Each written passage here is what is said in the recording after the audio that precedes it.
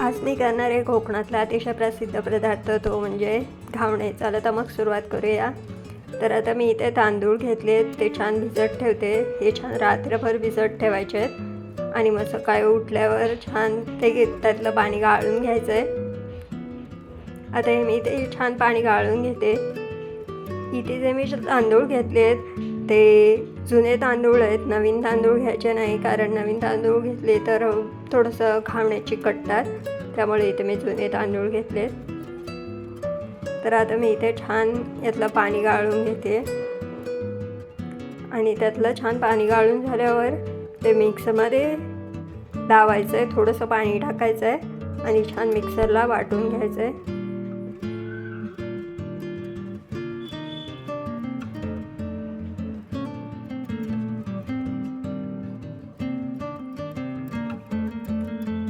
आता हे तयार मिश्रण मी त्या टोपात ओतते. त्यात थोडंसं चवीपुरतं मीठ ॲड करायचं आहे आणि छान मिक्स करून घ्यायचं आहे. तुम्हाला दिसत असेल आपलं पीठ रेडी आहे. ते जास्त जाडही नाही, जास्त पातळही नाही आहे, तशीच कन्सिस्टन्सी मेंटेन करायची आहे. आता मी इथे हा तवा घेतला आहे, हा भिडाचा तवा आहे. त्याला छान मी तेलाने ग्रीस करून घेते आणि त्यावर हे तयार मिश्रण गोलाकार आकारात पसरवून घेते.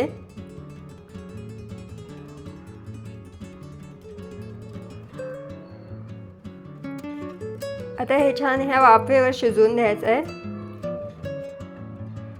1-2 मिनटं तरी ठेवायचं आहे.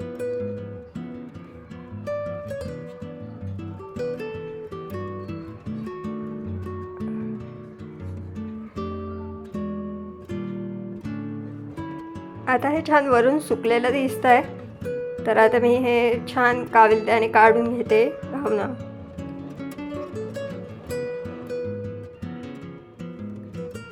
तर अशा तऱ्हेने माझा घावना रेडी आहे. मी इथे साईडला रससुद्धा करून घेते. त्याच्यासाठी मी इथे थोडंसं जिरं घेतलं आहे, त्यात चिरलेला कांदा ॲड केला आहे आणि किसलेलं खोबरंसुद्धा ॲड केलं आहे.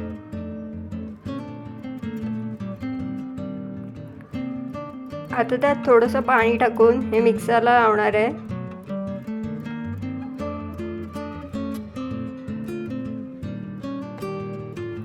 आता आपलं ऑलमोस्ट मिश्रण रेडी आहे. ते मी छान गाळणीने गाळून घेते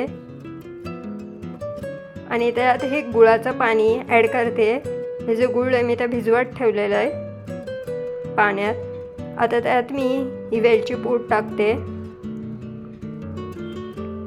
थोडीशी हळद पण टाकायची आहे आणि त्यात थोडंसं चवीपुरतं मीठ ॲड करायचं आहे आणि छान मिक्स करून घ्यायचं आहे. आता आपल्या घावणे हे ऑलमोस्ट रेडी आहेत. तुम्ही हे नक्की करून बघा, तुम्हाला नक्की आवडतील. जर तुम्हाला हा व्हिडिओ आवडला असेल, लाईक, शेअर, सबस्क्राईब करायला विसरू नका.